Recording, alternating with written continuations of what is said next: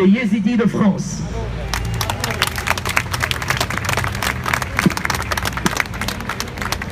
Chers amis, bonsoir. Tout d'abord, je tiens à remercier la Credo de son invitation ce soir. Chers amis, je fais partie d'une communauté qui a essuyé plus de 74 campagnes génocidaires d'extrémistes musulmans. Sur 1 200 000 Yézidis qui restent dans le monde, un demi-million est en fuite. Tout ça à cause de la complicité, encore en 1915, de l'État turc.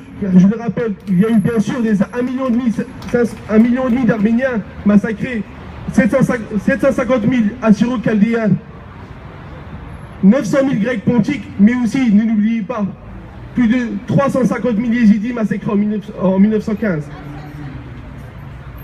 En 1915, quand la Turquie a tué, a fait le génocide de tous les non-musulmans, la plaine de Sinjar, en Irak, où se concentre essentiellement la communauté yézidi, a accueilli en leur sein, à chaque fois, dans chaque famille yézidi, il y avait une famille chrétienne. En 1915, la solidarité des yézidis face au danger que représentait l'extrémisme musulman, face aux chrétiens qui ont été persécutés, les yézidis ont été là, ont répondu présent pour leurs frères chrétiens. Mais aujourd'hui, les yézidis sont complètement abandonnés.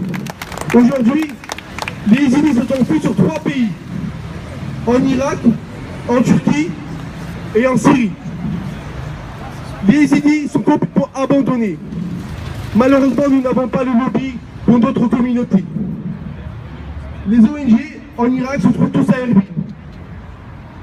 Près de 350 000 yézidis se trouvent en Irak. Au nord de l'Irak, à Durouk. Pratiquement aucune ONG française n'aide ces yézidis. Nous avons pu le constater dans un déplacement en décembre encore. Mesdames et messieurs, ce soir, nous sommes ici pour dénoncer l'hypocrisie de la conférence de demain, où nous regrettons la participation de la France à cette coalition hypocrite, comme à cette conférence de demain qui est hypocrite. Comment on peut prendre en son sein, à côté de la France et de son passé, de ses valeurs que représente la France, des pays criminels, terroristes, que sont la Turquie de M. Erdogan, l'Arabie Saoudite, le Qatar qui ont financé les millions de morts dans le passé et aujourd'hui encore.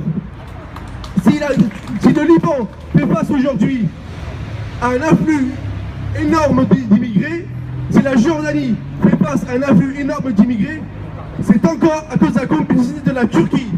Et aujourd'hui, la France déroule le tapis rouge aux ennemis de l'humanité, veut participer à cette coalition hypocrite juste pour nous endormir, nous endolorir.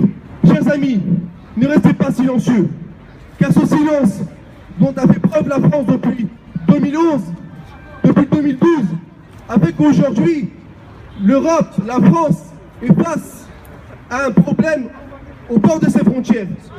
Et ces immigrés ont le droit de venir ici. Mais parmi ces immigrés, il y a aussi des djihadistes qui, demain, commettront encore des attentats en France, comme à l'Hypercacher et comme au Charlie Hebdo. Ils menacent toutes les valeurs et les libertés, la tolérance qu'on a acquis en France pour créer le chaos et le sectarisme. Chers amis, j'appelle tous mes frères chrétiens d'Orient et toutes les autres communautés Shabak, aussi en Irak, qui sont aussi persécutés, à rester solidaires.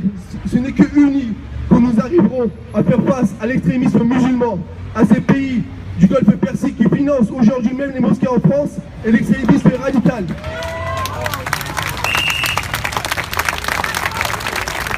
Chers amis, l'association des Yézidis de France vous remercie d'être là, présent parmi nous avec la Credo. Et merci encore à Patrick Aram, à Monsieur le ministre, le député Claude Loisel. la coordination des chrétiens d'Orient.